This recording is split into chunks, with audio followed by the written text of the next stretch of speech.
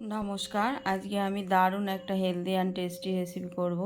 দেখে বুঝতেই পারছেন, খোসা সমেত মুসুর ডাল আমি 2 ঘন্টা আগে ধুয়ে পরিষ্কার করে ভিজিয়ে রেখেছিলাম।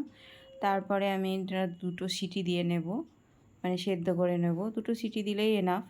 তারপরে নামিয়ে রেখে 4 টেবিল চামচ মতো সর্ষের তেল দিলাম, জিরে আর শুকনো লঙ্কা ফোড়নে দিলাম, 2 থেকে 3টে পেঁয়াজ কুচি এর মধ্যে দিয়ে দিয়েছি। দিয়ে হালকা ভেজে আদা আর রসুন বাটাও দিয়ে দিলাম 1 চামচ মতো, দিয়ে এর সঙ্গে ভেজে নেব।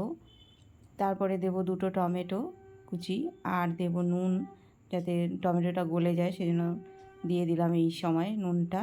তারপরে বেসিক মশলাগুলো যা আছে দিয়ে দিলাম, দিয়ে ভালো করে মশলাটাকে কষিয়ে একদম ভাজা ভাজা করে নিতে হবে।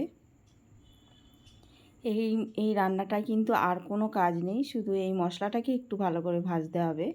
এটা একটু মন দিয়ে এবং ধৈর্য ধরে ভেজে নিতে হবে। তারপরে এই সেদ্ধ করা মুসুর ডালটা এর মধ্যে দিয়ে দিলেই রান্না কিন্তু কমপ্লিট। একটু নেড়ে চেড়ে 2 মিনিট ঢাকা দিয়ে হতে দেব। তারপরে আমি 4টে ডিম সেদ্ধ করে রেখেছিলাম আর 4 টুকরো করে কেটেও রেখেছিলাম, সেটা এর মধ্যে মিশিয়ে দিয়ে দেব। একবার এইভাবে বাড়িতে বানিয়ে খেয়ে দেখবেন, দারুণ টেস্ট। রুটি, পরোটা, গরম ভাত একদম জমে যায়। এই যে আমি দিয়ে দিলাম ডিম সেদ্ধ, হালকা হাতে একটু নেড়ে দেব, দিয়ে নামিয়ে ফেলবো। আপনারা অবশ্যই এভাবে একবার বাড়িতে বানিয়ে খান, এনজয় করুন। ধন্যবাদ।